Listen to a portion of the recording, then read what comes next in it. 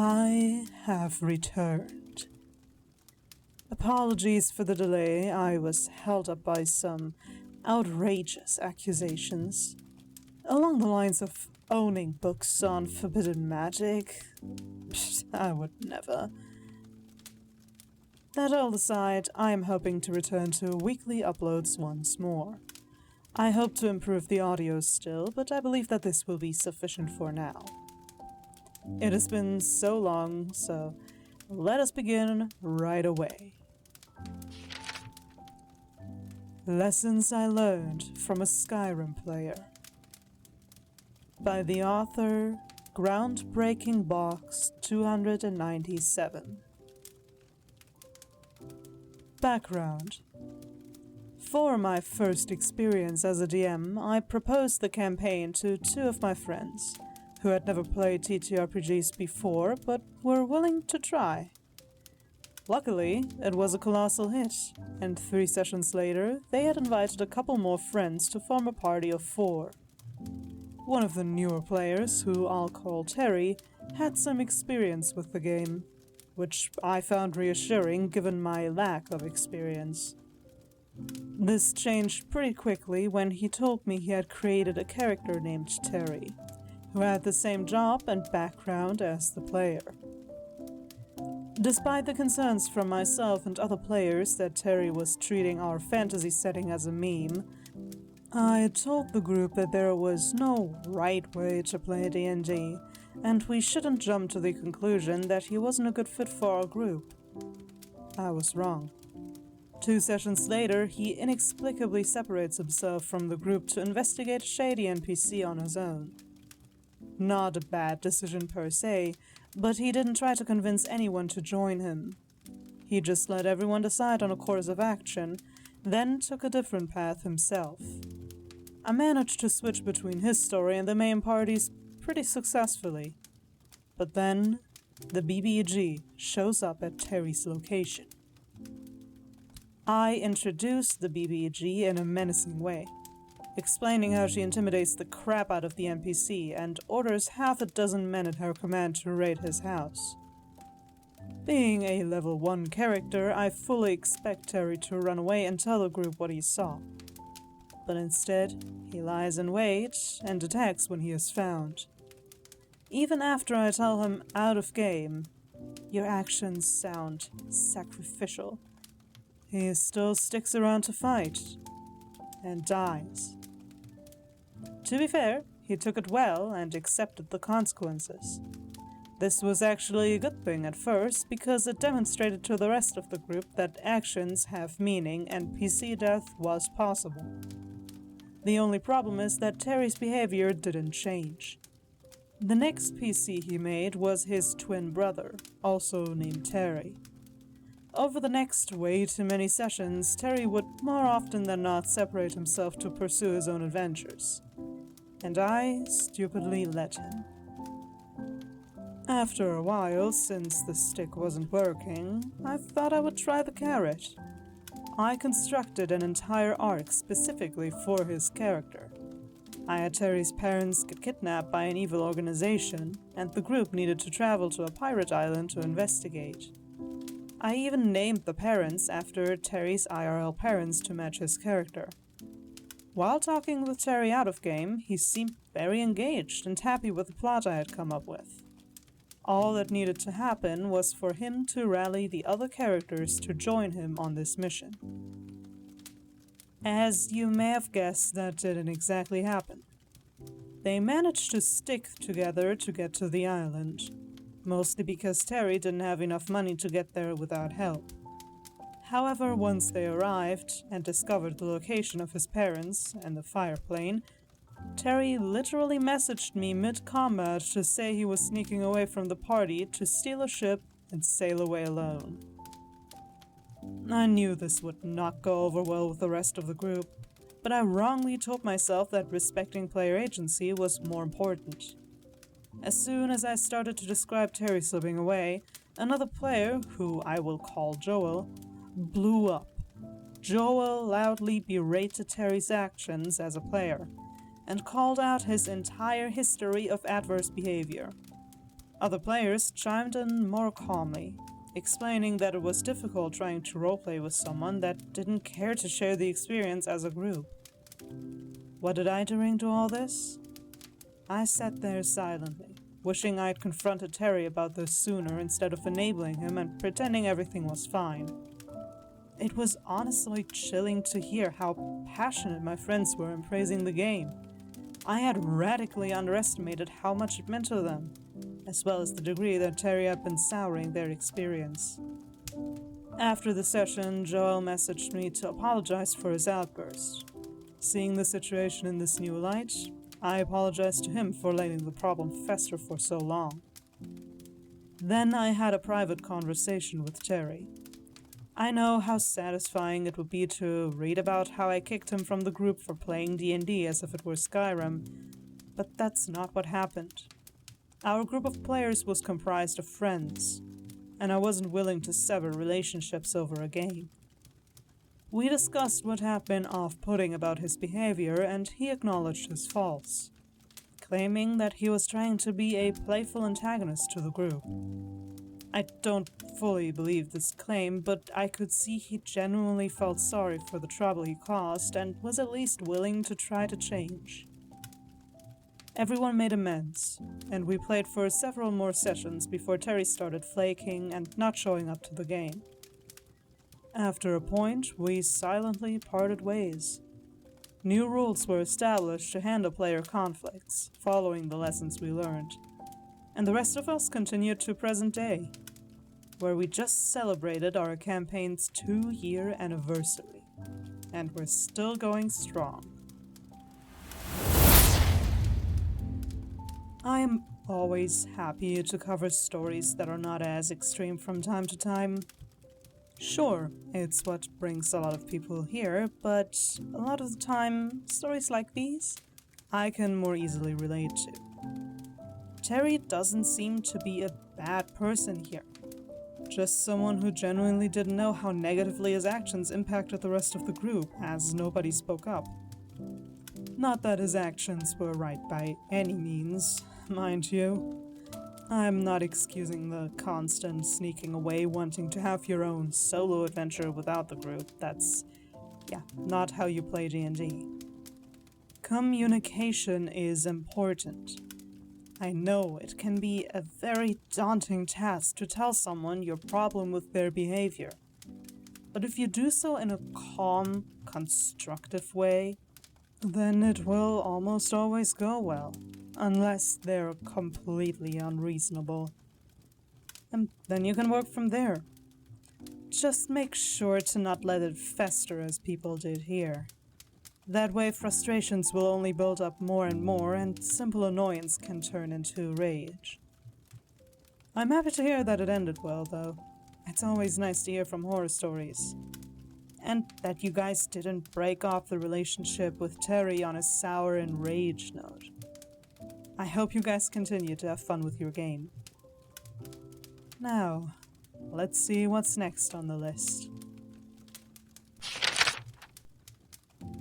You're not supposed to portray women that way, the male player says to the female player.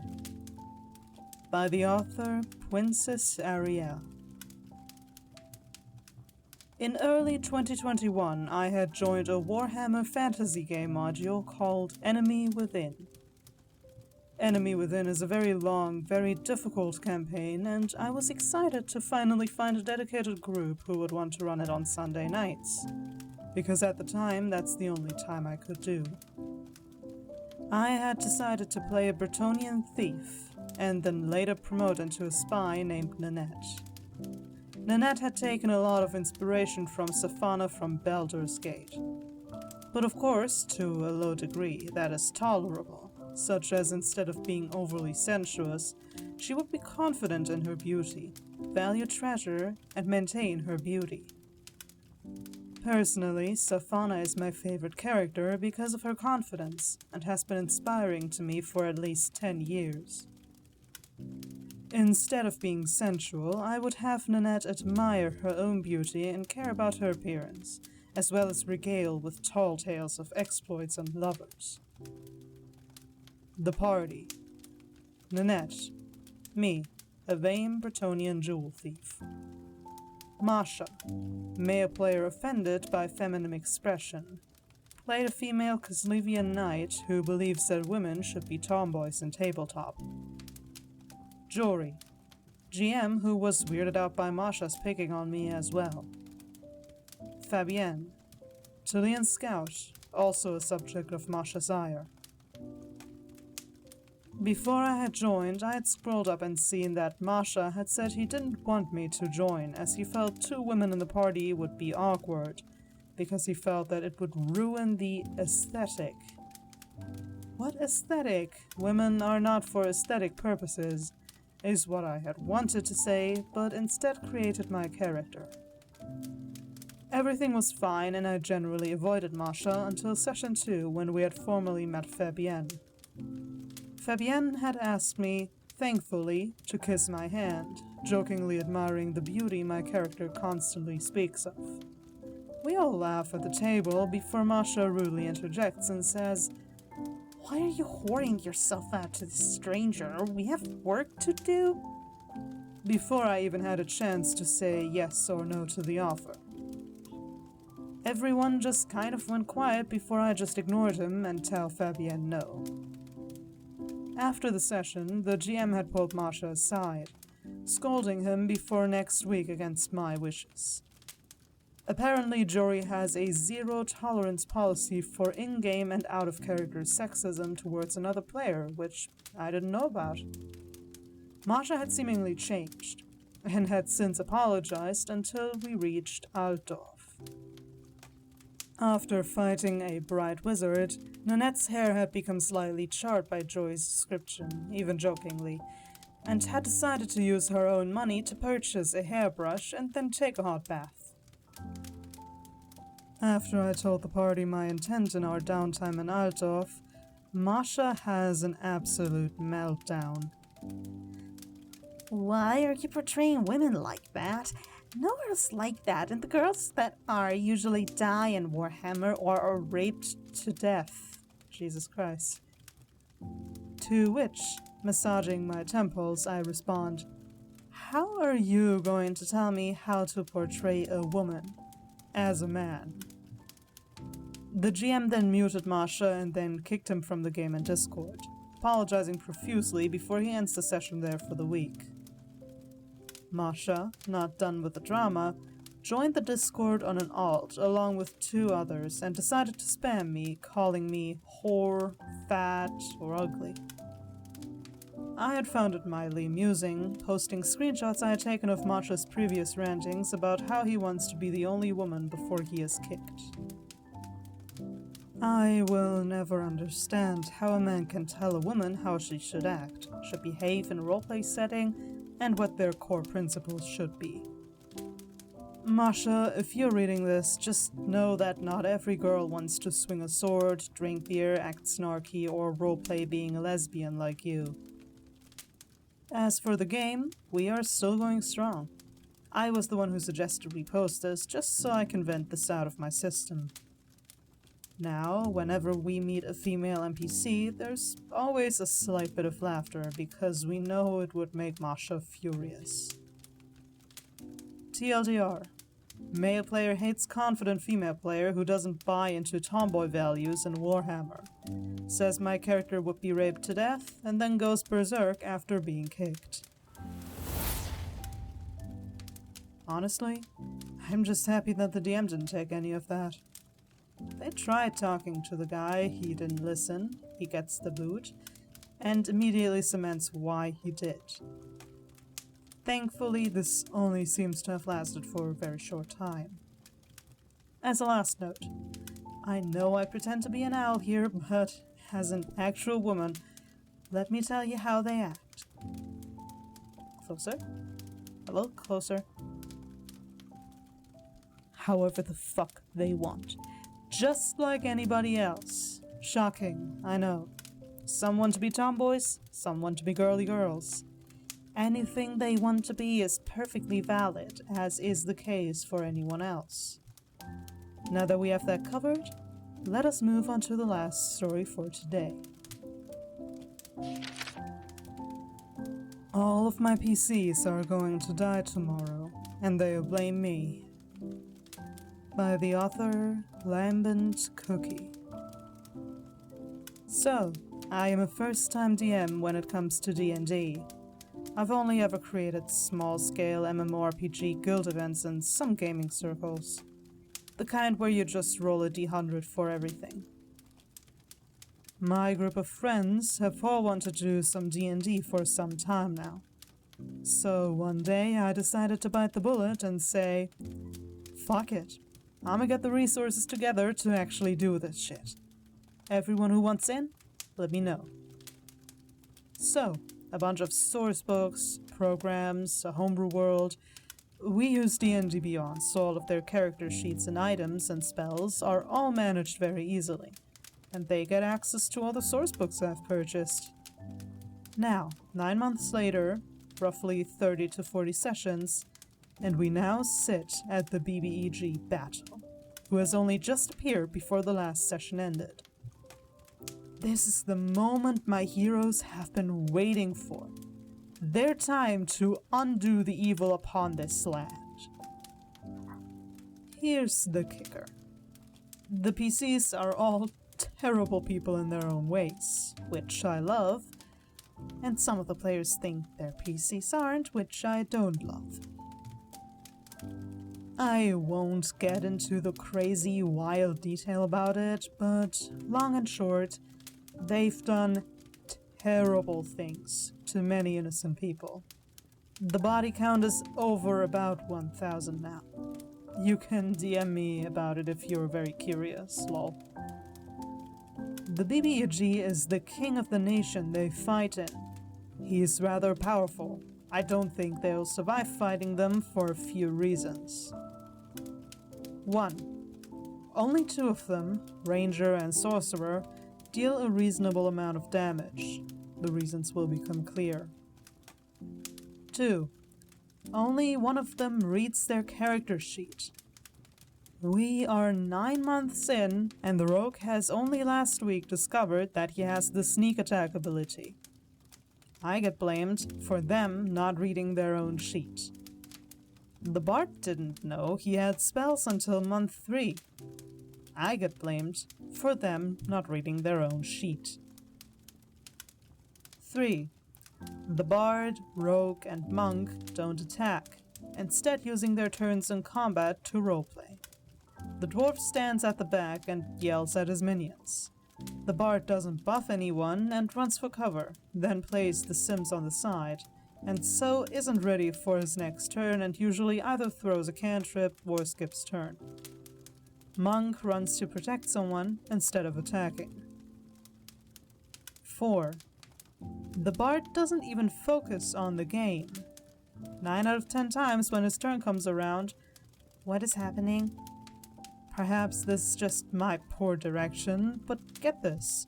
The BBG since Session 10 was revealed to be the king. Since Session 10, every action the party has taken has been to assassinate the king. In Session 28, when he finds out before anyone else information about where the king is, he asks me, and the party, out of character, do we care about the king? All that said, last session before the BBG appeared, they actually all did some proper combat moves, Brother Monkey taking 2 turns to, and I quote, sit down and cry because I accidentally killed someone in the middle of combat. Next turn. Am I still crying?